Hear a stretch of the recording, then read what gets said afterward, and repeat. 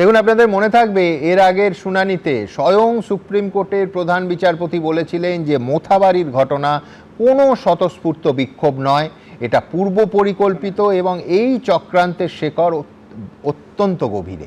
আজ সুপ্রিম কোর্টে এনআইএকে স্পষ্ট নির্দেশ দিল যে বিচারকদের যারা আক্রমণ করেছে সেই মূল চক্রীদের রাজনৈতিক পরিচয় নিয়ে তদন্ত করুন।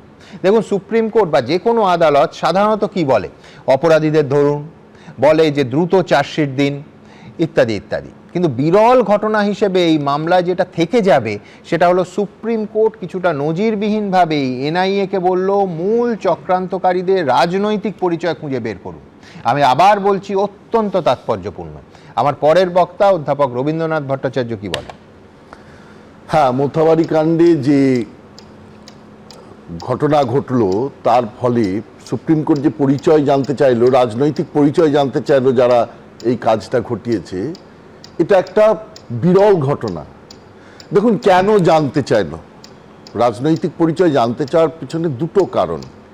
এক, এটা স্বতঃস্ফূর্ত জনরোষ নয়, এটা সম্পূর্ণভাবে পূর্ব পরিকল্পিত একটা চক্রান্ত, এবং এই চক্রান্তটা কোনো রাজনৈতিক দলই এটা ঘটিয়েছে নিশ্চিতভাবে এবং এ কতদূর গভীরে গিয়েছে সেটা তারা দেখতে চাইছে। এবং দ্বিতীয়ত, যে রাজনৈতিক দল ঘটিয়েছে তার নিশ্চয়ই এসআইআর বন্ধ করাতে তাদের লাভ আছে। অর্থাৎ কিছু একটা লাভ না থাকলে, তো বেনিফিট না থাকলে এত বড় একটা রিস্ক তারা নেবে না। এবং সেই জায়গা থেকে এই পরিষ্কার যে এতে লাভ ছিল তৃণমূলের। দেখুন, মোফাক্কেরুল কার দলের লোক? মোফাক্কেরুল আগে ছিল তৃণমূলের মঞ্চে, মুখ্যমন্ত্রীর মঞ্চে উঠে মিমের হয়ে ভোটেও দাঁড়িয়েছে, আবার মিমের হয়ে ভোটে দেবে না। এখন তিনি তৃণমূলেও আছেন, মিমেও আছেন। আর সাবিনা ইয়াসমিন কে? এই যে যাদের দেখানো হলো, এদের আমি এদের পুরো তদন্ত শেষ হয়নি, আমি বলতে পারবো না, যে খুব ইয়ে করে বলতে পারবো না, কিন্তু একদম ধারণা করে নেওয়া যেতে পারে এদের অধিকাংশই হচ্ছে তৃণমূলের লোক।